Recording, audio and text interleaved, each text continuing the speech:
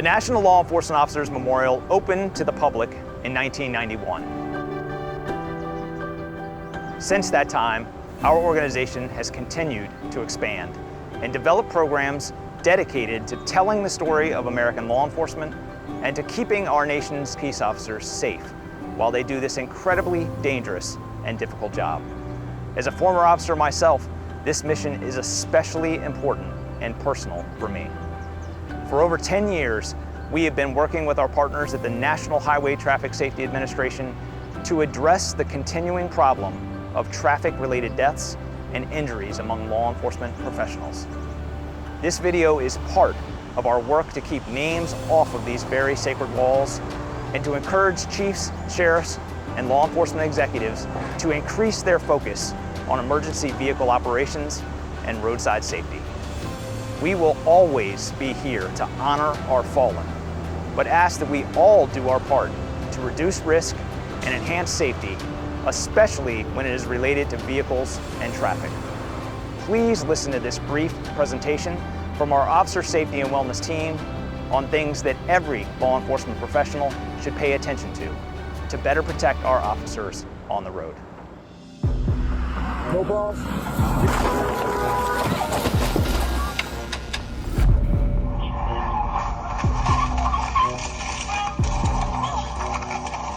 Today, I want to share with you what we believe are the key elements to enhancing safety, reducing crashes, injuries, and deaths in law enforcement.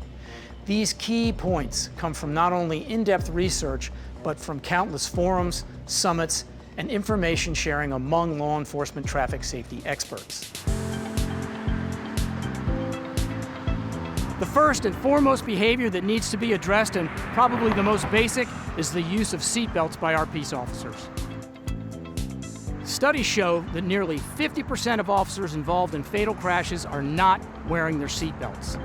The tactical reasons for this that are often cited are not sufficient and don't outweigh the safety benefits of having your seatbelt on, to say nothing of the fact that it is the law, and we can't be hypocritical in enforcing a law that we ourselves do not obey. Every agency should institute and enforce a mandatory seatbelt policy. First-line supervisors should be held accountable for this, and officials of every rank must set the example.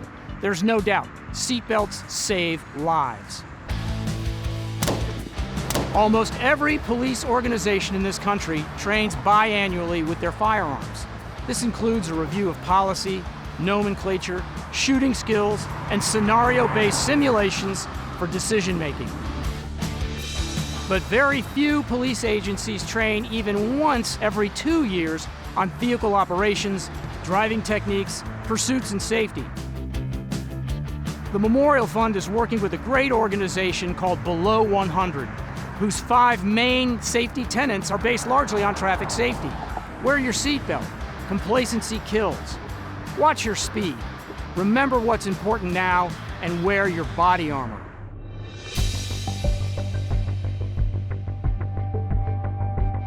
The statistics tell the story. The number of fatal crashes among law enforcement officers is too high, but the number of preventable single vehicle crashes is completely unacceptable.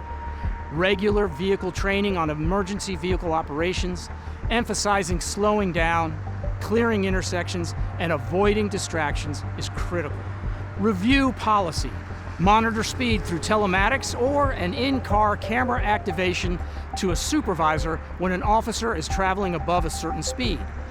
A similar camera activation system was used in Yolo County, California, and they dramatically reduced at-fault crashes involving their deputies.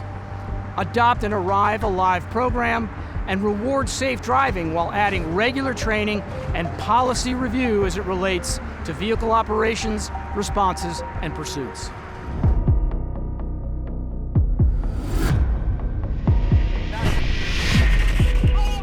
Officers are struck by passing vehicles while they perform a variety of tasks on our roadways. In a 10-year period from 2014 to 2023, a total of 150 officers were struck and killed. The most common situations for those officer strikes were officers working the scene of an existing crash or conducting traffic stops.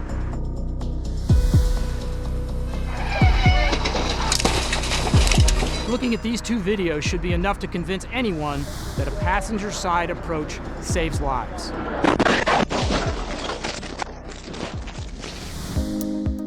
Agencies should work with their local fire and EMS, as well as the towing and recovery personnel, to employ the Traffic Incident Management Principles, known as TIM principles, to managing crash scenes. One of the key elements is early warning of the crash, combined with lane closures and a large, heavy vehicle to block off the scene as it is being worked. There is one other situation that has led to a number of deaths and severe injuries: the use of tire deflation devices, commonly known as spikes or stop sticks.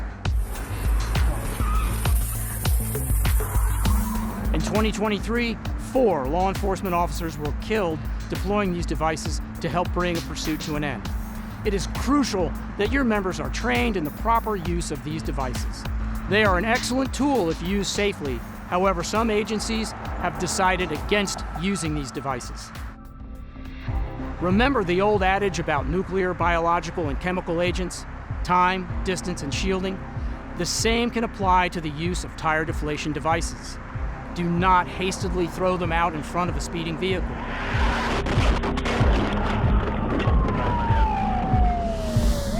Set up ahead. Notify the pursuing units and drag it across the road.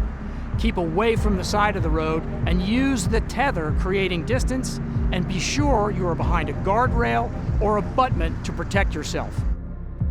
Your police vehicle is not adequate protection.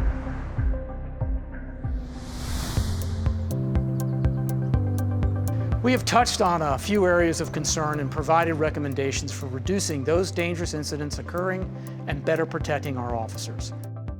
The National Law Enforcement Officers Memorial Fund has an Officer Safety and Wellness tab on our website that will lead you to a host of material from agencies around the country, both small and large, highlighting successful officer safety and wellness programs.